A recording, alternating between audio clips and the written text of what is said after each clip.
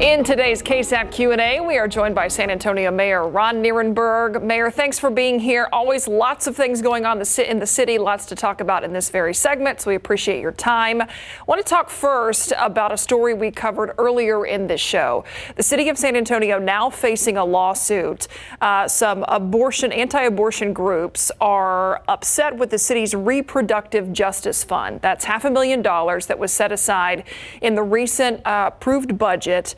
But for what, we're not quite sure. So some of these anti-abortion groups don't want that money to pay for people to get legal abortions outside of the state. But we have not heard exactly how the money would be used, what the city's plan is for that. Are there any more details that can explain the city's plan for that money?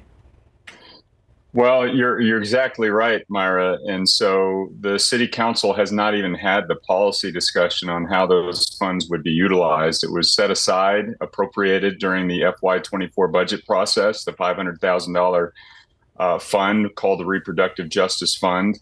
But the city council hasn't decided where those funds are going to be going in terms of the organizations, nor what those services would be for. That was a discussion that we are planning to have in the fall, this fall, right now, in the next few months, I would expect. So obviously we can't comment on pending litigation. I haven't seen the lawsuit filing myself, but it certainly seems to be well in advance of any conversation that the council is having. Mayor, just from not even really specific to this topic, but just from a process standpoint, is that pretty common in terms of the city setting aside money, but not really having a firm grasp or details on how that money would be used? Well, we know that it will be used in some way for women's health. And frankly, I support us using resources to help fill the gaps on women's health. Because it is not only under attack at the state level, there is a severe proportion of our population in Texas that is underinsured. And that costs us all money when healthcare issues are left unaddressed. But it is common. In fact, this is how things work. We appropriate dollars during the budget process. And if there's an RFP that needs to be released, the RFP parameters are defined by staff, and then they're eventually brought before the city council. So that's a process that hasn't happened yet. And so, yeah, as is pretty typical, whenever we bring up or whenever women's health in Texas is discussed, it's highly politicized. And obviously now there's litigation on a conversation that hasn't even yet occurred at the council. Do you personally support using some of these funds to help women get legal abortions outside of the state of Texas? What I have said and what I stand by, Steve, is that I support us doing what we can to provide and fill gaps in women's health care as a result of, the myriad challenges being brought in the politics of the day. What I will emphasize, however, is that we do not spend money. We do not pass measures that are in conflict with state law. The city attorney would never recommend something like that. So anything that we do with regard to the Reproductive Justice Fund will be within the parameters of state law. So again, the lawsuit that was filed seems to be, in advance of any conversation that we've yet to have at the city council. So we'll see how that plays out. But again, we're going to have a policy discussion at the council, and we're going to operate within state law. I want to switch gears now and switch gears because we're talking about machinery here. I want to talk about JCB and the agricultural machinery factory that's coming to San Antonio. We're talking about 1,500 jobs. San Antonio winning a project like that, what does that say to you as the mayor? What it says to me, and this is similar to how we've talked about the impact of the transatlantic flight now being brought to San Antonio, is that businesses are starting to see worldwide that San Antonio is a smart investment. And not just because San Antonio is a great place, a city with excellent quality of life and cost of living that we're trying to protect, but the people here are worth investing in. In fact, JCB cited our Ready to Work program, cited the talent availability here in San Antonio, our workforce, as being one of the key reasons for their investment in San Antonio and putting jobs here. So we're starting to see great momentum within our economy. We're starting to see people notice San Antonio for the right reasons. And it's all because this is a community, once again, as we've said over and over the last many years, invests in itself, believes in one another, and puts our money where our mouths are, to build the infrastructure that we need to keep a great quality of life, and to also ensure that we have residents here who are trained for the jobs of tomorrow. Mayor, before we let you go, I want to ask you about construction happening in the downtown area. We've got some big events headed our way. Dia de los Muertos, of course, the holidays. People going to be flocking downtown to see the lights on the river. Any advice for how to navigate all of that right now? How people can keep tabs on what's open and what's not? Because it really is changing pretty quickly down there. And it's growing pains, Myra, and I wish it were an easier process. But what we're seeing right now is investment in our infrastructure, improving the streets that have often gone neglected in decades past, and they're getting improved.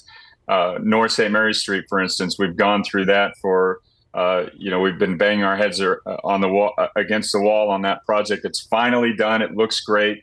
These are the kinds of improvements that we can expect going forward. Now, the city staff is getting much more efficient and effective in communicating where those changes are.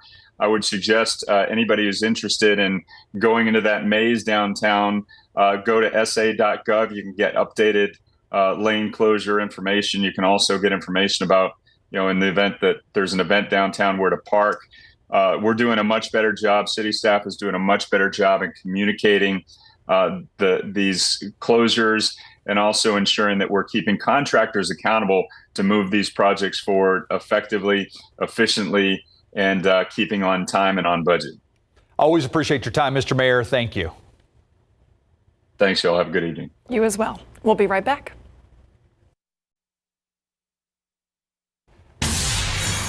Former President Donald Trump back in a Manhattan courtroom today to continue a civil fraud trial that could upend his real estate empire. Not in court today, former Trump attorney, now turned foe, Michael Cohen. Cohen postponed his testimony as a key witness to next week as he deals with a medical issue. Trump instead was present for the testimony of one of his company's former accountants, who alleges that the former president and his company lied to banks and insurers by massively overvaluing his assets in paperwork to make deals. Trump has denied all wrongdoing in the investigation. Another look outside with live cam this evening, looking over the San Antonio airport there. Hope you got a chance to get out and enjoy this beautiful weather, these cooler temperatures, because we know things are going to change a little bit, Adam. I got to tell you, I left the house open the past couple of nights. Checked what the thermostat temperature was this morning. HVAC's off.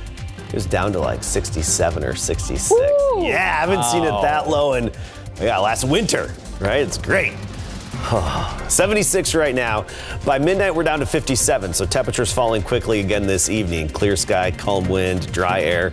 Ideal radiational cooling, but temperatures will be warming up. We'll talk about how warm it's going to get and when, and our next chance of rain, what that hinges on in a bit.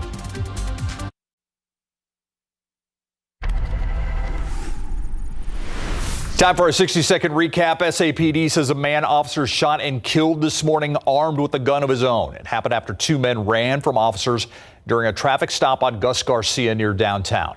Chief William McManus says officers tried chasing down both men when one pulled a gun and turned towards the officers. He was the one that was shot. He died at the scene. The other man taken into custody. San Antonio police are investigating a shooting that left a man in his 20s dead. It happened in the parking lot of a Southside apartment complex late last night. Police say the man was talking to someone when a silver car drove up. Someone inside that car started shooting, and the man was killed. Those three suspects inside that car drove off and have not been found. The police also investigating a shooting that happened late this morning. Officers responding to shots fired on East High Avenue, just off Hackberry Street, about 10 a.m. That's where they found a man that was shot in his hand and lower body. The victim taken to the hospital with non-life-threatening injuries. He has not given officers any information to help them in this investigation. Let's turn to the forecast now. If you are turning off the AC at night, opening up the windows, I will admit, I suggested, do we need the heat? Oh, Myra. And that was my husband's reaction. Do we need heat? Like turn the heat on? No. Yeah, at night it was chilly in the house. Y'all, Embrace the chill. I am an under 70 and I'm cold. I think for the first time I just gave Myra side eye. We both did from each side. You know what? I think I deserved it, but that's okay. That's okay. That's all right. You're not the only one to After, what did you say bring that earlier? up. 200 and some days since we've had this cool of a reading? 47 this morning. It's been 211 days since we've been this cool. Okay, so see, I've been trained to be this way. I'll give you that. But I've been embracing it, you know? I'm not going to take it for granted, just like clouds. Not taking a single cloud for granted again after what we had this summer. Okay, let's take a look at our temperature trend. 50 degrees tomorrow morning. Do you need the heat, Myra? 50? Maybe. No. I will survive. Okay. I'll put on a sweatshirt. Bobby says, hard no, Myra, hard no. And then we're back to 60 degrees for morning temperatures Thursday through the weekend and even into next week. Right now, 81 in Lubbock and Midland, Alpine 80 degrees, Laredo 79, Dallas and Houston 73.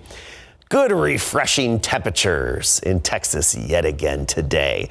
Here's what you can plan for tomorrow morning. Rock Springs 51, Kerrville, Fredericksburg 48, along with Gonzales, right near 50 in San Antonio. So we're talking 48 Bernie and Timberwood Park, Lavernia 49, Helotes and Castroville 48 degrees. So another morning where you may want the sweatshirt or light jacket early, but we're going to warm up very quickly and efficiently. By 10 o'clock, we'll be in the mid 60s. By noon, mid 70s, and then we'll get into the lower 80s by the afternoon. 4 or 5 p.m. we'll make it to 83. Nothing but sunshine, but you will notice a little bit more of a southerly breeze tomorrow, about 10 miles per hour. 80s tomorrow, even Bandera 83, Bulverde 80, Nixon, Smiley 84, Pleasanton and Floresville both 84 degrees for the high temperature. That changes though. Get ready for 90s to return by Friday. So we've got a warming trend for our mornings, but more notably for the afternoons, back into the mid 90s Friday afternoon, then lower 90s this upcoming weekend. And really the main reason temperatures fall off a little bit by this time next week into the mid 80s is because of the potential for some rain. Our next shot at rain really hinges on what Tropical Storm Norma does and where its remnants go over Texas. This is the tropical storm. It's off the southwest coast of Mexico there. It's going to strengthen into a hurricane within the next day or so, and then likely end up as a Category 2 near Cabo San Lucas Sunday midday. Thereafter, the remnants of it, the upper level energy and moisture, should get steered over Texas. We'll have a good ideal flow, steering wind aloft to push the energy and moisture over Texas. Could be West Texas and parts of New Mexico. Could be our backyard. Right now, that's the wild card. We still don't know exactly where that good energy is going to go. So we're giving it a 30% chance this far out because of the uncertainty. But I had to put the little asterisk here of possibly higher. There is hope that that system could bring us some good rain. And even if it doesn't, then there's actually more hope for the rest of next week. Looking really long range, the pattern looks a little more favorable for some dirty flow in the atmosphere and maybe even some daily rain chances. So sunny and dry now, but there is some hope for next week, so check back for the updates. All right, thank you, Adam. The Buzz coming up next. In the Buzz today, if you are nostalgic about a certain toy from your childhood, you're in luck. You can now vote for one of the next finalists for the National Toy Hall of Fame. Now, the inductees usually picked by a special board, but this year, one of those finalists will be chosen by the public. You can vote on one of the 5 following snubs that have been nominated in the past but never inducted: Pez, the Pogo Stick, Transformers, the Fisher-Price Corn Popper, and My Little Pony. Ah, the corn popper. I can't believe none of these have been put in. Right? I would think for sure the corn popper. They still make those. Yeah. Yeah. It's Hall of Fame worthy. A canine candidate racing to claim the title of best boy in Anchorage, Alaska, and his owners asking the public to unleash their vote for his precious pup. Miko, the Malamutes owner, says politics has become a dog-eat-dog kind of world, so he is throwing his best pal into the race to be the town's next mayor. He's ready to accept pets and belly rubs from both sides. Miko for mayor. That's very cute. Bipartisan belly rubs. This new chili pepper is taking the phrase "that's hot" to an entire new level. Pepper X has set a Guinness World Record as the hottest chili pepper in the world. I don't understand why people eat these. I don't get it either. Pepper X averages nearly 2.7 million Scoville heat units. What? 2.7 million. For context, the average jalapeno usually registers between 3,000 and 8,000 Scoville units. We're talking millions with Pepper X. It's painful. Yeah. A rare mineral found in a Leonardo da Vinci Mona Lisa. In that painting, a team of French and British scientists found plumbonacrite. I don't know if I'm saying that right. Using X-ray diffraction and infrared technology. That's what they found in the painting. The compound is used to help paint dry faster, but it was not used regularly until about 200 years after Da Vinci's death. Yet another example of the genius of Leonardo da Vinci. We'll be right back. All right, tomorrow morning, have a light jacket ready, near 50 degrees, but we're going to warm up quickly, and we'll make it into the low 80s by the afternoon. Back to the 90s by Friday, 94 degrees. That's record challenging territory there. And then some hope for rain by this time next week. Just another blanket on the bed. Don't go turning the heat on. Exactly. Yeah, good idea.